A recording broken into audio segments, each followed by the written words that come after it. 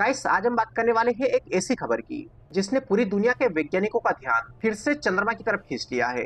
हाल ही में भारत की space agency Indian space research organisation यानी कि इसरो ने दावा किया है कि चंद्रयान 2 के डेटा में मून की सरफेस के नीचे आइस यानी कि जमी हुई पानी की परत के मजबूत संकेत मिले हैं। अब पहली नजर में बहुत लोग बोलेंगे कि भाई मून पर पानी या फिर आइस के संकेत पहले भी मिल चुके हैं, इसमें नया क्या है? और यही आज का सबसे इम्पोर्टेंट सवाल है, क्योंकि इस खबर को समझने के लिए ये जानना जरूरी है कि पहले हमको क्या पता था और अब नया क्या मिला, और ये खोज फ्यूचर स्पेस मिशंस के लिए इतनी बड़ी क्यों मानी जा रही है। Hey guys, welcome to global access. सबसे पहले ये समझिए कि मून कोई पूरी तरीके से सूखा पत्थर नहीं है। कई सालों से वैज्ञानिकों को शक था कि मून के पोल्स यानी कि ध्रुवीय इलाकों में बर्फ मौजूद हो सकती है। असल में चंद्रमा थोड़ा सा झुका हुआ है, लगभग 1.5 डिग्री। इसका मतलब क्या हुआ? इसका मतलब यह है कि मून के पोल्स पर कुछ क्रेटर्स ऐसे हैं जहां करोड़ों अरबों साल से सूरज की रोशनी पहुंची ही नहीं। इनको कहा जाता है परमानेंट शेडोड रीजन्स, यानी हमेशा अंधेरे में रहने वाले इलाके। अब जहां सूरज की रोशनी नहीं पहुंचेगी वहां टेम्परेचर बेहद खतरनाक तरीके से गिर जाता है। ऐसी जगह पर तापमान लगभग -248 डिग्री सेंटीग्रेड तक पहुंच सकता है।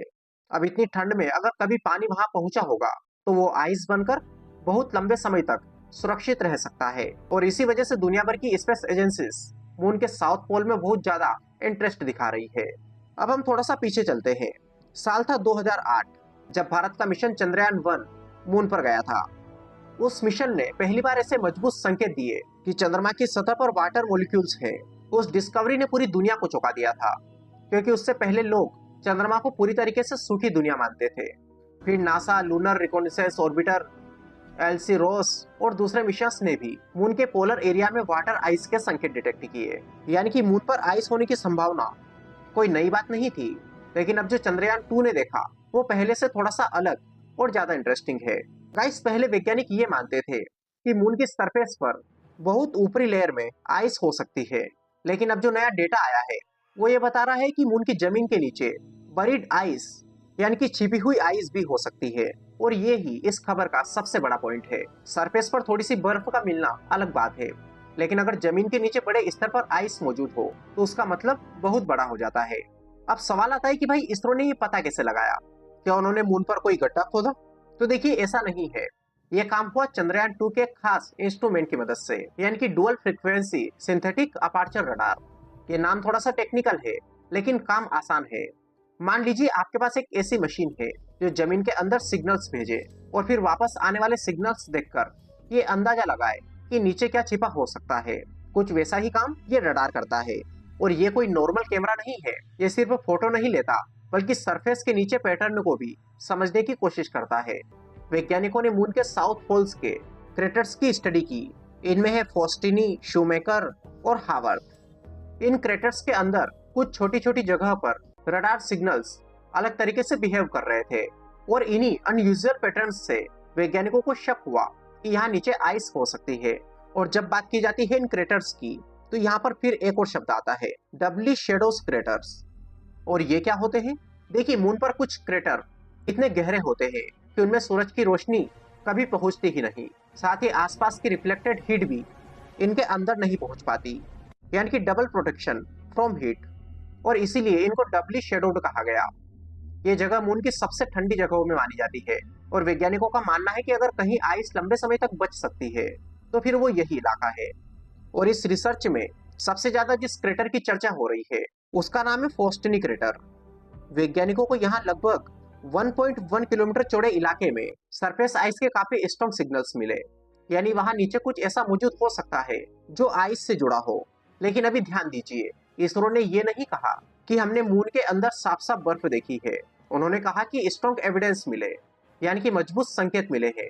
लेकिन फिर भी फाइनल कंफर्मेशन अभी बाकी है। वैज्ञानिकों ने इन क्रेटर के आसपास इनके किनारों पर एक खास तरह का पैटर्न देखा, जिसे कहा गया लोबेट ट्री मार्कोलॉजी। अब ये सुनने में मुश्किल लगता है, लेकिन आप इसको आसान भाषा में ऐसे समझो, जब कोई एस्टेरॉइड या पत्थर चंद्रमा से टकराता है तो क्रेटर बनता है।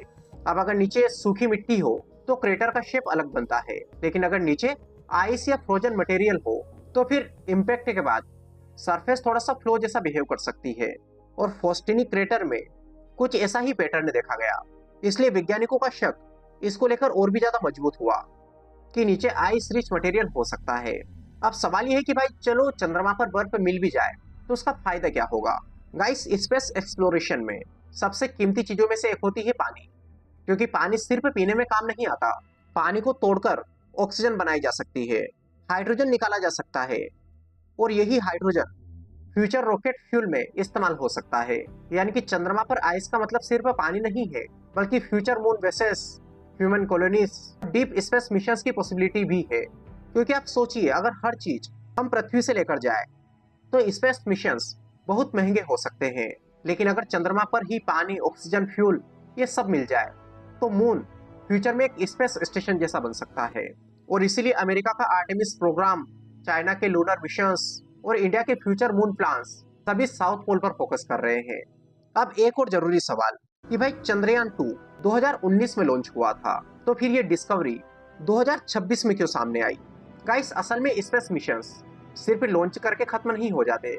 ऑर्बिटर लगातार डेटा भेजते रहते हैं और वैज्ञानिक कई कई साल तक उस डेटा का एनालाइज करते हैं, और कई बार नई टेक्नोलॉजी और नए मेथड्स पुराने डेटा में छिपी हुई नई चीज खोज देते हैं। और इस वक्त यही हुआ। चंद्रयान 2 का ऑर्बिटर अभी भी मून के आसपास काम कर रहा है और उसके रडार डेटा को नए तरीके से एनालाइज करके वैज्ञानिकों ने ये संकेत पाए। खैर, इसके बारे में आप क्या सोचते हैं? अपने विचार कमेंट बॉक्स में बताइए। वीडियो पसंद आए तो इसे लाइक करिए, चैनल पर नए हो चैनल को सब्सक्राइब कर लीजिए। इसकी पीडीएफ आप टेलीग्राम से डाउनलोड कर सकते हो, लिंक आपको डिस्क्रिप्शन में मिल जाएगी।